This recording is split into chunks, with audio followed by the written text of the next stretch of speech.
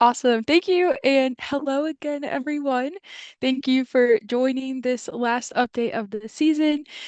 This update is probably going to sound somewhat similar to the last gathering because things are still pretty dry out there, as Natasha noted, and you all know. Um, Fortunately, if we kind of split the state in half diagonally, the general northeastern half of the state saw some rain over the last 2 weeks, but unfortunately, relative to what is needed, it was not that much rain, and it really only fell between October 12th and 15th. So while that rain was appreciated, I think we'd all appreciate a little bit more timely rain, but like Natasha said, we can't complain too much. Southwestern Wisconsin looks like it may have taken over as our driest area of the state, as it has not seen any rain over the last 2 weeks, except for a few places that saw a little sprinkle yesterday. And these precipitation deficits are about a half an inch to an inch and a half below normal, with the exception of far northern and southeastern Wisconsin.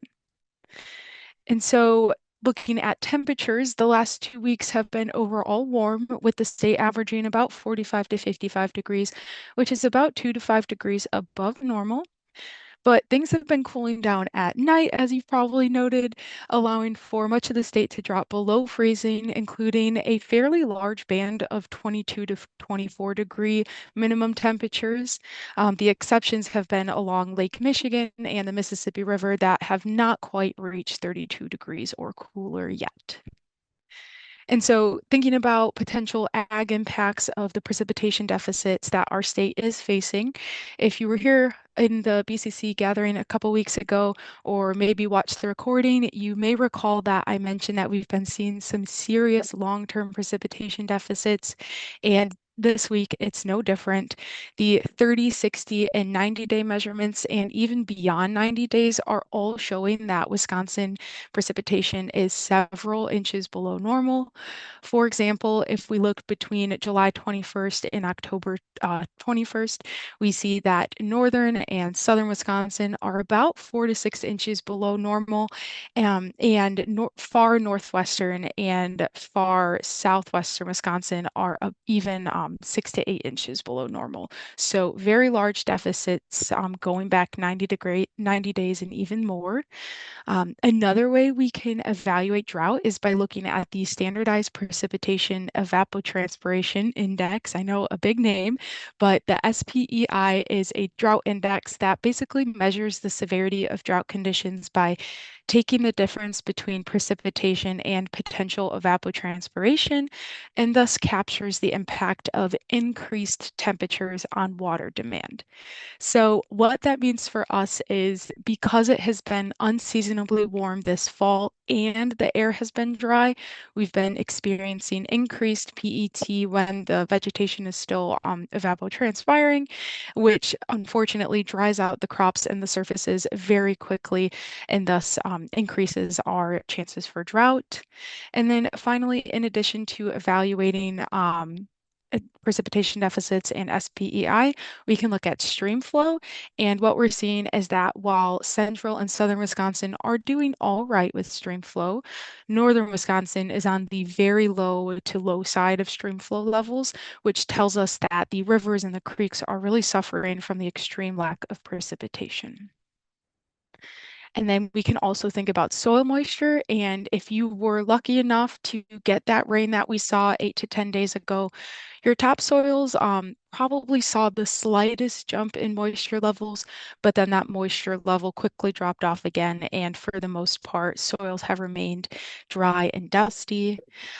Estimated soil moisture levels between 0 and 100 centimeters are all below normal, at least the 30th percentile or lower, but even the fifth percentile and second percentile along the eastern and western borders, meaning that these are the top fifth or second driest conditions in 100 years. And then, of course, with all of the dryness and all of the warmth, just a friendly reminder to exercise caution, as our fire risks have been in that moderate to high to very high category lately. And so, if we bring all of these variables together, so the lack of precipitation, the high SPEI values, low stream flow, low soil moisture, it is evident that drought has intensified. And so this graphic on the left is the U.S. Drought Monitor drought class change over the last 2 weeks. And the yellows and golds that we see on this map represent 1 and 2 class degradations respectively. And so if we remove this graphic, we now see that the entire state is at least abnormally dry, which are the yellows here. But more notably, we have moderate drought, which is these light oranges, and it's spread to cover much of northern and southern Wisconsin. And we have severe drought in the oranges, which is now present in northeastern, northwestern, and southwestern Wisconsin. Last Badger Crop Connect update, I also showed the drought severity and coverage index. And so again, the DSCI is another way to assess drought by considering both the severity and spatial extent of drought conditions as shown in the US Drought Monitor map on the left. And so we see that the DSCI value has crept up quite a bit since 2 weeks ago, and we are now at the highest DSCI value since mid-March and even mid-October of last year when we were coming down from a major drought. We are still nowhere near last year's major drought, though, but drought conditions have greatly intensified just over the last 3 months and unfortunately will undoubtedly rise higher again when the new U.S. Drought Monitor map is released tomorrow. I also wanted to mention that soils at 4 inches are starting to drop into the 40s at night, but are still reaching the 50s during the day. So if you're someone who applies nitrogen fertilizer or still needs to plant winter or cover crops, I just thought I'd mention it to keep an eye on the soil temperatures. And so just a little bit of a summary of what this all means, what all of this warm and mostly dry weather means for what's going on in the fields. You all are in the fields more than I am, but from reports that I've heard, it seems to me that the dryness is welcome as you have all been able to get corn and soybeans and also cranberries harvested in a fairly timely manner. In fact, corn for grain is now up from 10% harvested as of the last BCC to now 44%. Additionally, soybeans are now 93% harvested, which is a pretty remarkable 4 weeks ahead of last year and the 5-year average. Additionally, corn, silage, potato, and vegetable harvests are nearly complete in Wisconsin, and there are other field activities, including fall tillage and seeding winter wheat. I did hear that there may be some concerns for seeds that are being planted as there is practically no moisture to pull from. However, I've also heard that these seedlings are still germinating and emerging despite the trying dry conditions. So it seems like things are still okay for now. And taking a look at the outlooks, we finally see a 7-day precip forecast with something more than a sprinkle.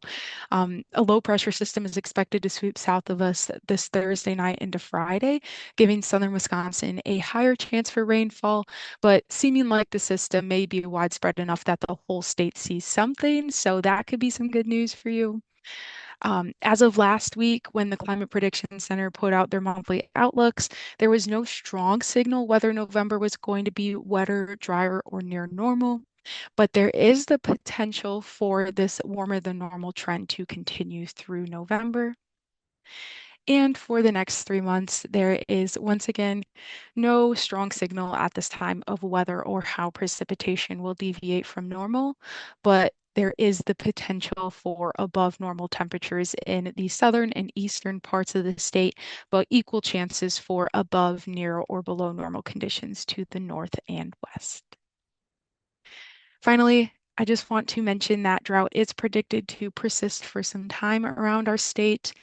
The hope is that we are able to get some substantial precipitation throughout the late fall and winter to help us recover from the large long-term precipitation deficits that we've been experiencing.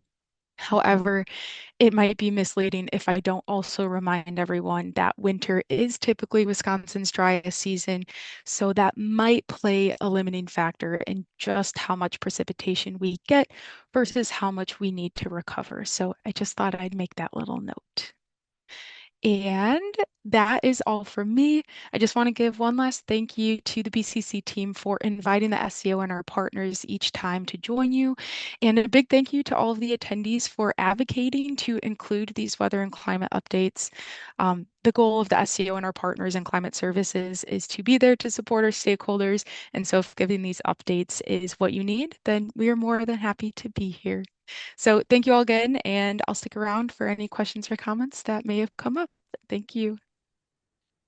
Thank you, Bridget, for sharing your time and expertise today. If